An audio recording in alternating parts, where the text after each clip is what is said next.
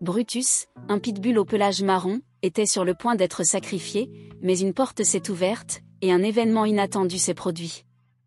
Le soleil brillait au-dessus du parc, illuminant les sentiers bordés d'arbres feuillus. Le doux murmure des rires d'enfants et des aboiements lointains emplissait l'air.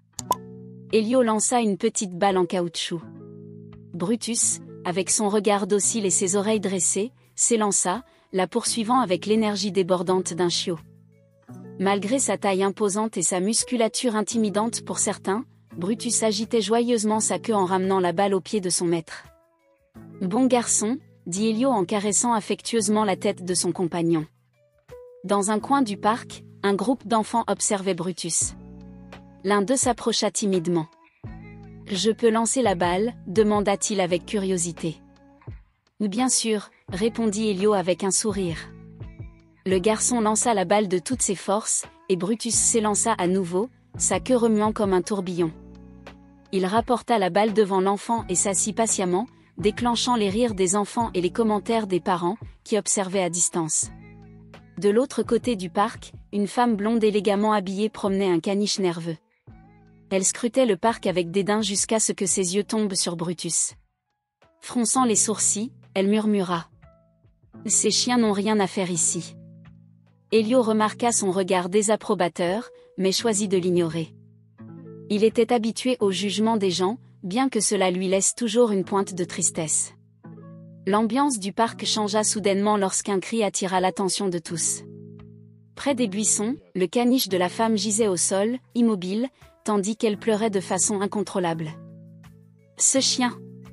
cria-t-elle en désignant Brutus.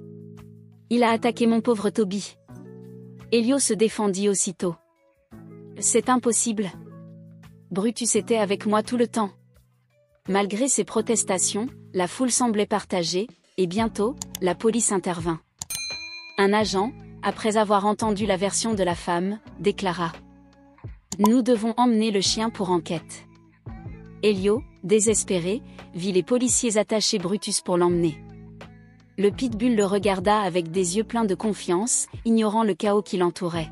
« Je vais prouver ton innocence, je te le promets », murmura Elio, le cœur lourd. Des gens auraient pu voir quelque chose. J'avais décidé de ne pas abandonner si vite. Approchant d'un autre poste, une jeune femme m'ignora. Je l'observai attentivement. Elle baissa les yeux pour éviter tout contact visuel. « Excusez-moi, vous étiez ici le jour de l'attaque ? J'ai besoin de savoir si quelqu'un a vu quelque chose. » Elle murmura, nerveuse. « Je ne peux rien vous dire, monsieur. Je n'ai rien vu. Et même si je l'avais vu, je ne veux pas m'impliquer. Je veux juste être tranquille avec mon chien. » Sa réponse me laissa désespérée, mais je n'abandonnai pas. J'approchai un autre poste, espérant un peu plus de chance. Finalement, je remarquai un petit dépanneur près de l'entrée du parc. À l'intérieur, un homme d'âge moyen rangeait des produits sur les étagères. J'entrai, la cloche de la porte annonçant ma présence. « Que puis-je faire pour vous ?» demanda-t-il derrière le comptoir. « Je cherche des informations sur ce qui s'est passé dans le parc ce jour-là, » dis-je. « Mon chien a été accusé à tort et j'ai besoin de preuves pour prouver son innocence. » L'homme s'arrêta un instant. Sa chemise froissée et ses cheveux gris courts trahissaient une nuit sans sommeil. Après une pause, il répondit. « Je suis désolé, je ne sais rien de ça. » Mais je remarquai un léger changement dans son expression. Une tension subtile dans ses épaules, une hésitation. Il en savait plus qu'il ne voulait l'admettre. Je posai mes mains sur le comptoir. « S'il vous plaît, tout peut m'aider. » Il détourna le regard et reprit nerveusement à ranger des canettes. « Jeune homme, je n'ai pas le temps pour ça. Si vous voulez quelque chose du magasin, dites-le, mais je ne peux pas vous aider pour le reste. » Frustré mais pas prêt à abandonner, je notai mentalement son nom inscrit sur une plaque près de l'entrée, Carlos. Je sortis du magasin, me promettant de revenir plus tard. De retour sur un banc du parc, je regardais les photos de mon chien Brutus sur mon téléphone. Chaque image rappelait des jours heureux, Brutus courant après un ballon, se reposant à l'ombre d'un arbre. Une larme coula sur ma joue. Je murmurai à moi-même. « Je te sortirai de là, mon ami. » Je te le promets. Puis mon regard tomba sur une caméra de sécurité fixée sur un poteau. Mon cœur manqua un battement. Peut-être avait-elle capturé ce qui s'était passé ce jour-là. Je me précipitai au bâtiment municipal voisin, espérant accéder aux enregistrements. Mais l'employé me refusa l'accès sans un ordre de police. Je retournai chez moi, épuisé émotionnellement. Alors que je réfléchissais à mes prochaines étapes, mon téléphone vibra. Le numéro était inconnu. Lélio ? C'est Carlos, l'homme du magasin. Venez me voir demain matin. Je dois vous parler. Un nouveau départ pour Elio et Brutus. Quelques semaines s'étaient écoulées depuis le procès, mais la vie d'Elio et Brutus était loin de redevenir normale. L'affaire avait attiré beaucoup d'attention médiatique, et l'histoire d'un homme qui se battait pour innocenter son chien avait touché le cœur de nombreuses personnes. Partout où Elio allait, des inconnus lui faisaient un signe de tête ou lui disaient quelques mots d'encouragement. Mais pour lui, l'essentiel était que Brutus soit de retour à ses côtés. Elio avait quitté son petit appartement en périphérie pour emménager dans un endroit plus calme, près des bois. Il pensait que ce serait mieux pour Brutus, loin des regards et des jugements. Mais malgré ses efforts, une partie de lui restait hantée par les événements. Chaque fois qu'il croisait une patrouille de police ou qu'il entendait parler d'une injustice, cela lui rappelait ce qu'il avait traversé. Brutus, quant à lui, semblait plus résili. Il courait dans les champs, jouait avec d'autres chiens du quartier, et retrouvait peu à peu sa joie de vivre. Mais Elio savait que, malgré son apparence insouciante, son fidèle compagnon avait été marqué par cette expérience. Un appel inattendu. Un jour, alors qu'Elio travaillait sur son ordinateur à la maison, son téléphone sonna. Le numéro était inconnu. Il hésita un instant, craignant une nouvelle mauvaise surprise, mais finit par décrocher. « Allô » dit-il d'une voix méfiante. « Monsieur Elio ? C'est Maria Gomez. Je suis journaliste pour le Courrier national. » Elio fronça les sourcils.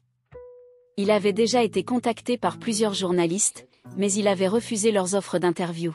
« Je ne suis pas intéressé » répondit-il en soupirant.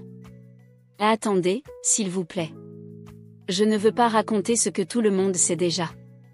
Je veux enquêter sur autre chose, les pratiques douteuses de Donna Alcira. Je pense qu'elle n'a pas agi seule. » Ces mots firent écho dans l'esprit d'Elio. Il avait toujours senti que quelque chose clochait. Donna Alcira n'aurait pas pu orchestrer toute cette mise en scène sans soutien. Mais Elio hésitait à se replonger dans cette histoire. « Pourquoi vous intéressez-vous à ça » demanda-t-il. « Parce que ce n'est pas qu'une question de justice pour vous et Brutus. Il pourrait y avoir d'autres victimes. » Elio resta silencieux quelques secondes avant de répondre. « Très bien. Je vous écoute. » Les ombres du passé. Maria expliqua qu'elle avait découvert des indices liant Donna Alcira à un réseau influent de propriétaires de chiens de race pure. Ce groupe utilisait leur pouvoir pour discréditer les races dites « dangereuses », comme les pitbulls, dans le but de promouvoir leurs propres élevages. Ils manipulaient des lois locales, soudoyaient des témoins et utilisaient les médias pour diffuser des histoires effrayantes sur les chiens comme Brutus. Maria pensait que le cas de Brutus n'était qu'un exemple parmi d'autres. Elle avait également trouvé des témoignages de personnes qui avaient perdu leur chien dans des circonstances suspectes. Mais pour aller plus loin, elle avait besoin de l'aide d'Elio. « Vous êtes le seul à avoir affronté Donna Alcira et à avoir gagné, dit-elle. Votre voix peut faire la différence. » Elio réfléchit longuement. Il ne voulait pas exposer à nouveau Brutus à la pression médiatique, mais il savait que rester silencieux signifiait laisser d'autres subir la même injustice. « Je vais vous aider » finit-il par dire. « Mais à une condition, Brutus doit rester en dehors de tout ça. » Maria accepta, et ensemble, ils commencèrent à rassembler des preuves. Une nouvelle bataille. Le duo découvrit rapidement que le réseau était plus vaste et plus organisé qu'il ne l'avait imaginé. Des vétérinaires, des éleveurs et même des responsables politiques étaient impliqués. Chaque nouvelle révélation rendait Elio plus déterminé. Il comprit que sa lutte n'était pas seulement pour Brutus, mais pour tous les chiens injustement discriminés. Un jour, ils tombèrent sur une vidéo choquante montrant un membre influent du réseau donner des instructions sur la manière de faire accuser un chien. Maria savait que cette vidéo serait un coup fatal pour leurs ennemis, mais cela signifiait aussi prendre un énorme risque. Elio hésitait. Avait-il le droit de mettre sa vie et celle de Brutus en danger une fois de plus? Mais en regardant son fidèle compagnon dormir paisiblement à ses pieds, il trouva la réponse. « Pour toi, et pour tous les autres, murmura-t-il. On va se battre jusqu'au bout. » L'espoir renaît. Avec la publication des preuves rassemblées par Maria et Elio, l'affaire prit une ampleur nationale. Des enquêtes furent ouvertes, et plusieurs membres du réseau furent arrêtés. Les lois discriminatoires contre les races de chiens furent remises en question, et une campagne pour l'égalité des races fut lancée.